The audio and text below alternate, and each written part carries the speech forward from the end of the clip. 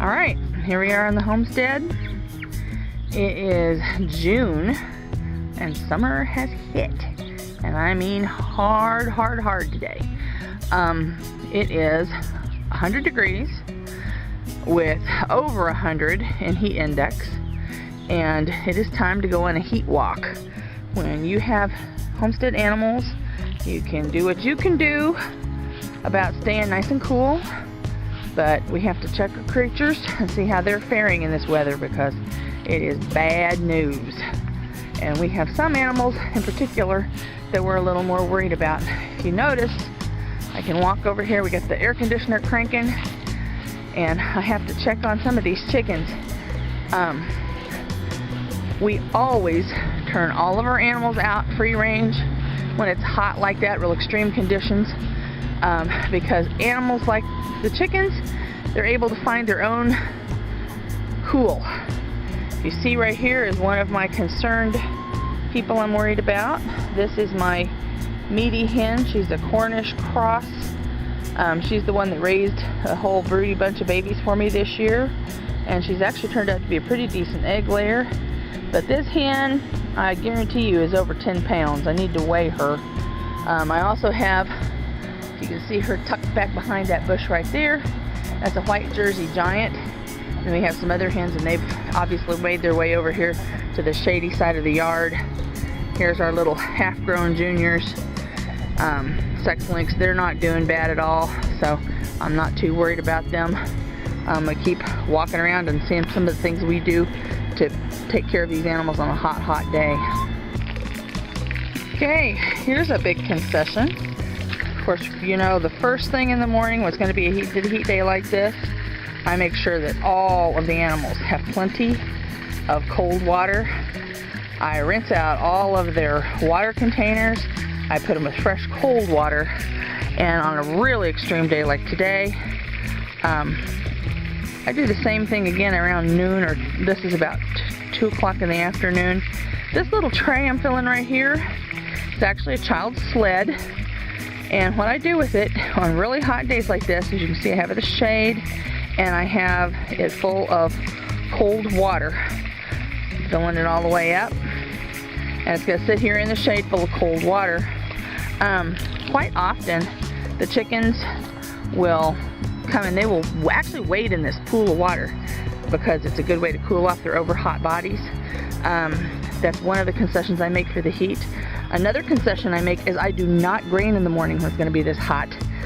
Digesting grain causes actually animals to produce more heat.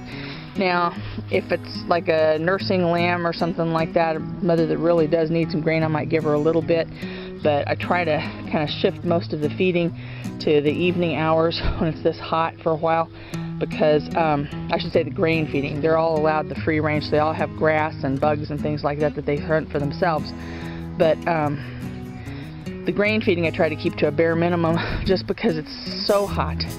Here she comes. Let's see if she's gonna partake of a bath here, or if she's just gonna soak her feet. Part of the reason I was spraying it into the tub, I did that on purpose. I'm trying to make a little muddy wet area for them also. So not only is she gonna be able to walk in the thing, sometimes they lay down in the cold grass where it's been wet by me spraying like that. Let's see if she comes up here and gets a drink. Good. I know she is very hot. You see her, she's panting. She's got her wings pulled out from her sides. I need to make sure that the other chicken comes up here and gets her a drink too, so I'm gonna go do that. Okay, this is one thing we gotta watch for right here. You see this hen? She's starting to get like a little bit of heat frustration. She's stretching out a little too much in that hot sunshine. So I'm gonna move her along, let her get over there and get some of that cold water. Like I said, they've had cold water this morning. Their water containers are full. This is just a bit of extra when she finds out it's in that. Okay, this is the second time today I've been rotating these waterers. I do prefer multiple watering devices when it's this hot. You never want to have animals without water, fresh water, when it's hot outside. I don't know how many of you have setups like this little black tub I've got here. It's a little rubber tire with a rubber tub in the middle of it, which is great for keeping water for smaller animals like the turkeys or the chickens or the dogs or stuff like that. But keep in mind, when it's 100 degrees outside and the sun is blaring down, this water can turn almost boiling in just a little while. Just the sun shining in and the heat gain from the black rubber. So this type of a tub needs to be changed even more frequently. If I wasn't home all day, I probably would eliminate this tub and get something a little bit different. Once I have this tub full, we're switching over and we'll fill in this one up again. Like I said, it seems like a little bit of a water waste maybe to dump these tubs out, but you know yourself, what would you rather drink? Hot water when you're hot outside, or a little cold water when you get that cold water inside of you? It helps to cool you off. So I do that for these sheep, and like I said, this is for my smaller animals that are out ranging, just so they can have a drink. But you do have to really watch the temperature of anything in a dark tub like this. This one is in the sun, and we've got our turkey pen and stuff over here. We've got more shade. Like I said, I turn everything out to free range when it's this hot because they can find their own cool. This morning, the bourbon reds were up. They were trying to get in the trees even, and you know, they're just going to get as much cool as they can. I have water containers for them here, extra ones. We're going to top these up with cold water, make sure they've got nice and cool and plenty to drink at all times. Tonight when we put them in, they'll go back in their barn area, but it is so much hotter in the barn than it is out here under the shade tree with a little bit of wind blowing. You know, it's just not even funny, the difference. So I've got to find Turkey Girl and see how she's doing. You want to watch your meat birds because they tend to heat prostrate a lot quicker, or meat animals. Okay, once again, you can tell the difference between the style of that bourbon red behind, although they're not quite fully grown, but you can still see the difference in body mass between that bird and the red-breasted bronze that's kind of staggering up towards us here a little bit. The bronze bird has more body mass, which means there's less surface area to keep her cool. The same goes for these little meaty Cornish rocks. I have 4 of them left. I still need to get butchered. We've had family issues and I just couldn't get them in freezer camp. But if I don't watch them, they'll never go to freezer camp. They'll die out here of heat prostration, so you really have to be careful. And this is an investment. This isn't just like, you know, I'm trying to be kind, but I don't want my meat to go to waste either, so I'm really watching my animals. Turkey Girl was choosing this little shady spot. So she was sitting in here and she just got up to go get a drink. So I poured some cold water on the spot. That way when she comes back, there'll be a little cool mud there. Help to cool her down just a little bit extra. This is the thermometer in the barn. As you see, it's almost like 105 degrees, 90 outside and outside. The barn is open. We have lots of ventilation. It's in the shade. This is why I don't keep my animals in the barn when it's hot. The heat we get in the summertime is one of the reasons I pick Katahdin sheep, which are hair sheep. They can tolerate a lot more heat than a woolly can. As you can see, try to get to focus. I don't know if it will or not. But the sheep are good at finding their own cool spot. They've been going from one shade patch to the other all day, doing a lot of laying around. Like I said, plenty of fresh water. They take care of themselves, and they need to take care of themselves.